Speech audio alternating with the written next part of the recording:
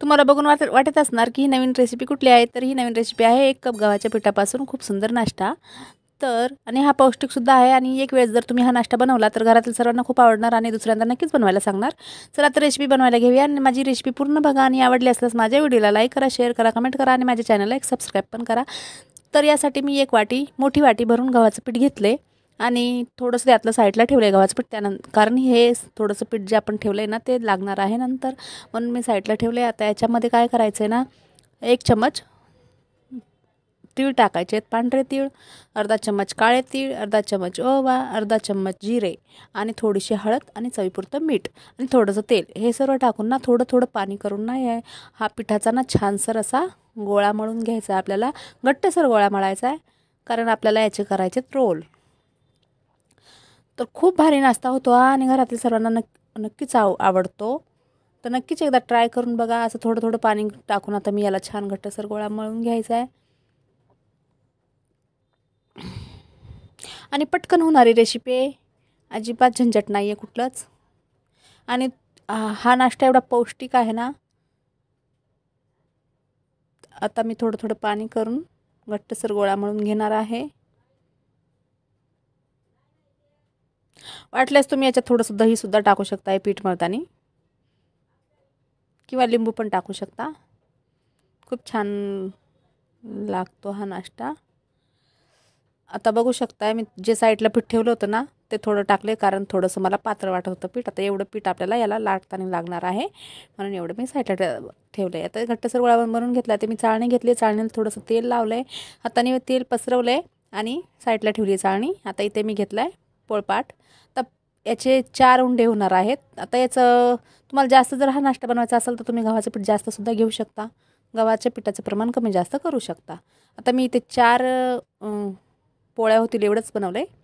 आता इथे पोळी मी एक लाटून घेत आहे. चपाती कसं आपण लाटतो ना तसंच लाटायची आहे. आता तुम्ही हळदीऐवजी ना, हळदीने पिवळा रंग आला आहे ना, तर तुम्ही हळदीऐवजी जर तुम्हाला लाल पाहिजे असेल तर तुम्ही याच्यात बीट पण वाटून टाकू शकता या पीठ मळताना. आणि हिरवं जर पाहिजे असेल तर तुम्ही पालक पण वाटून टाकू शकता पीठ मळताना. होऊ शकतो ना पौष्टिक नाश्ता. आणि मी हे बेटर कसलं घेतलं आहे सारण, तर याच्यामध्ये मी ना 1 वाटी चणे घेतलेत. आपले काळे चणे असतात ना ते रातभर भिजत ठेवायचे आणि सकाळी ते मी घेतलेत. 1 वाटी ते चणे घेतलेत. 3 ते 4 हिरव्या मिरच्या घेतल्यात. तुम्हाला जसं तिखट पाहिजे तुम्ही तसं घेऊ शकता. आणि थोडासा लसूण, थोडीशी अद्रक, थोडीशी कोथिंबीर, चवीपुरतं मीठ, हे सर्व मी हे वाटून घेतलं आहे. आता मी चणे घेतलेत. तुम्ही याच्यामध्ये मटकी, मूग किंवा चण्याची डाळ किंवा मोड आलेले कुठलंही कडधान्य घेऊ शकता, किंवा मुगाची डाळ पण घेऊ शकता. कुठलाही डाळ घेऊ शकता किंवा कुठलंही कडधान्य घेऊ शकता. पण भिजवून मोड आलं तर अतिउत्तम, किंवा नाही मोड आले तरी पण तुम्ही घेऊ शकता. आणि त्याला असं वाटून काय करायचं, या चपातीवर आपल्याला ना हे बेटर सर्व टाकायचं आहे. आता हे एक्स्ट्रा झालं होतं म्हणून मी थोडंसं काढून घेतलं आहे चम्मचच्या सहाय्याने. आणि असं आपल्याला रोल करून घ्यायचं आहे. आता मी असे सर्व रोल करून घेणार आहे आणि हे रोल या तेल लावलेल्या चाळणीत ठेवायचे आहेत.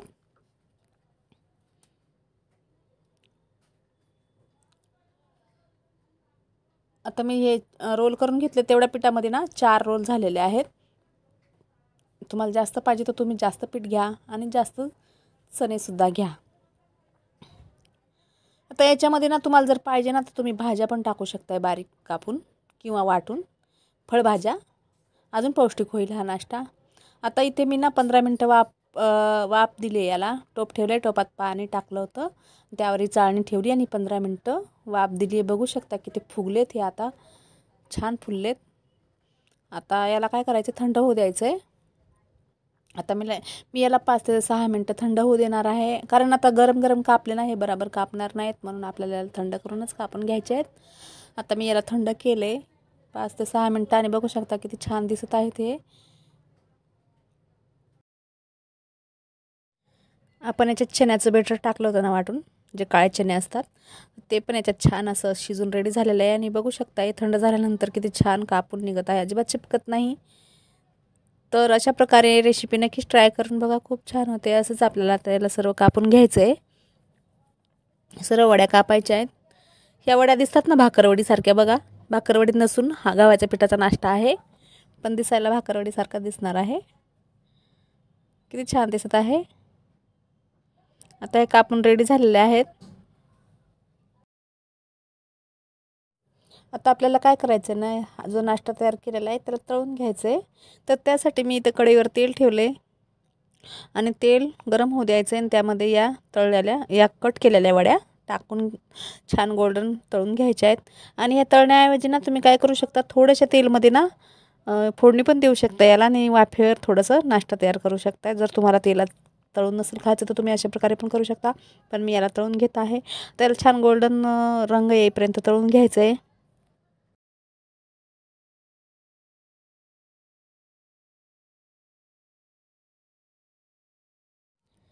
आता लगेच अलटीपलटी न करता थोडंसं याला तळू द्यायचं आहे आणि थोडं 1-2 मिनटानंतर याला असं अलटीपलटी करायचं आहे.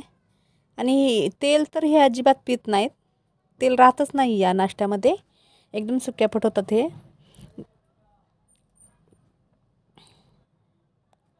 बघा लगेच गोल्डन कलर आला पण ह्याला आणि तळायला पण ह्याला जास्त टाईम नाही लागत, लगेच तळून निघतात. आता मी याला काढून घेत आहे. असं काढून पूर्ण याचं ना पाणी बोलते तेल निथळून घ्यायचं आहे. बघू शकता किती छान दिसत आहेत ना. तर हे तेल निथळेपर्यंत ना याच्यात मी दुसऱ्या कट केलेल्या वड्या टाकून घेत आहे आणि असेच सर्व मी करून घेणार आहे. आता